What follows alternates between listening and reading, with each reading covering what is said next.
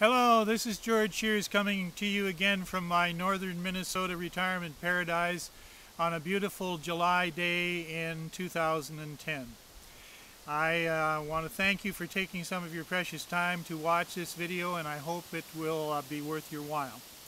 I should warn you in advance, however, that the topic that I'm going to address here today is a pretty heavy one, and it's probably going to be quite a stretch for you. It's definitely way outside of the box.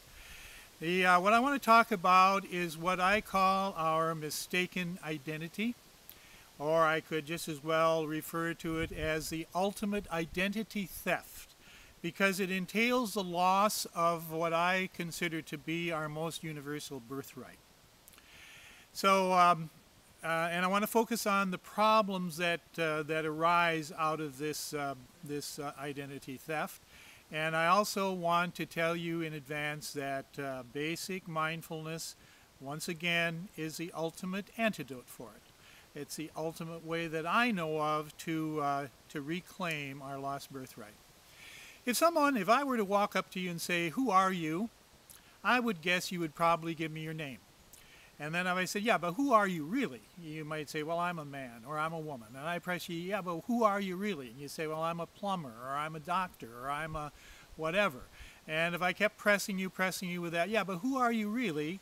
at some point you'd probably get pretty frustrated with me and tell me to hit the road. Well, this question, "Who am I?" is one that has been utilized as a way of spiritually awakening and in some of the world's great spiritual traditions. And it does, in fact, wake people up into recognizing ultimate reality.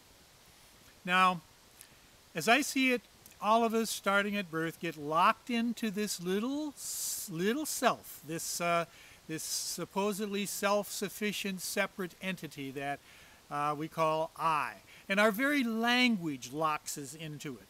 And we progressively develop identifications with it such that it's virtually impossible for us to consider that this is not who I am. And we, of course, get into defending anything that threatens this notion of this separate self. And that entails a lot of conflict with others who are also locked into their separate selves. And that creates just a whole lot of suffering. And then we group together in groupings of separate selves, and we become identified together. This is us, and the rest of them are them. And the history of humankind has been warring, going to war because of those others. They ain't got it right. They're a threat to us. We're eternally threatened, actually, in this local sense of self, because we're constantly having to defend against what we experience as not self. Lots and lots of suffering comes out of that, I know for sure. But there's another level that perhaps is even more crucially important to consider. And that is that to the degree that we disconnect from our larger self, we get into plundering our environment. And we have done that big time. We have become a cancer on the earth.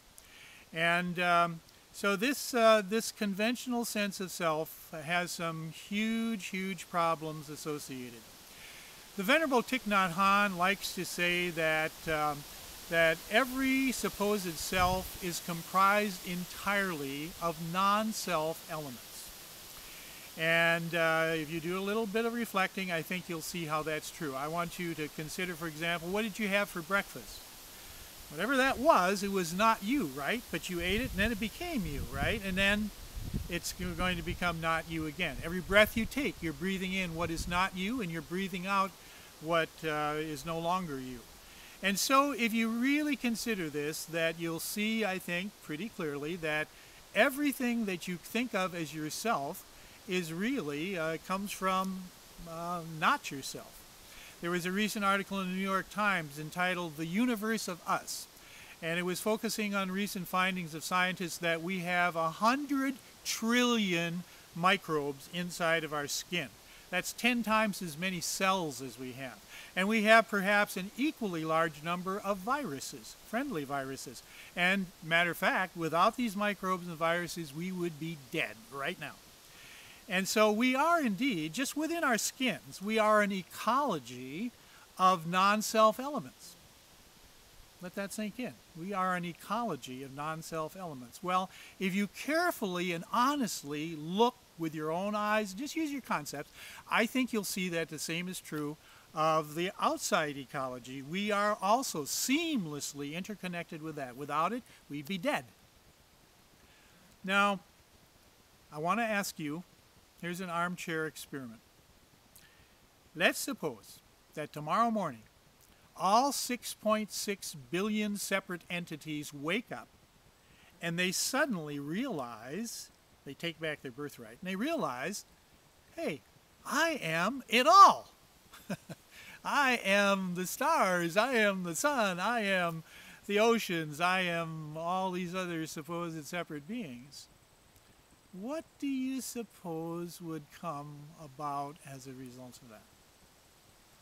Well, I have no difficulty at all imagining that we would relate to others in a very, very different way than we do now. And we would relate to our outside, supposedly, environment in a very different way, because it would be like experiencing it as my eyes, my ears, my hand, my toes.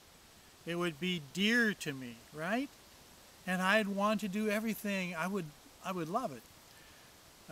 The Dalai Lama, I recently put a quote on my Facebook status message. Compassion, love and compassion are no longer luxuries. They are necessities for the survival of humanity. I have no difficulty recognizing how that is completely true. We are in deep weeds. We have plundered this planet because we have treated it as something other than I.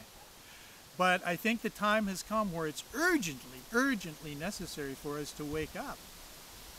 There are no others. We are one. We are a unicity. We are all one in the many. For me, the clearest analogy I have found is the ocean and its waves. We are separate waves on the ocean, ephemeral, coming and going, but we are the ocean. We are the ocean. And the more of us who can wake up to that, I think the more we have a chance of surviving on this planet. That we recognize all of the endangered species. That's I think we'll want to protect them. I think we'll want to do whatever is necessary to protect them. So I urge you to do anything and everything you can to awaken to this. The more of us who awaken, the better our chances. And again, I can tell you that mindfulness for me has been a miraculous way to get it. And to me, it's not a theory, it's not a belief, it's a reality. I see it just as clearly as I see everything else with my eyes. So, that's the message I wanted to impart today. I thank you much for bearing with me, and I hope that this will be somewhat helpful, and I look forward to seeing you again soon. Bye for now.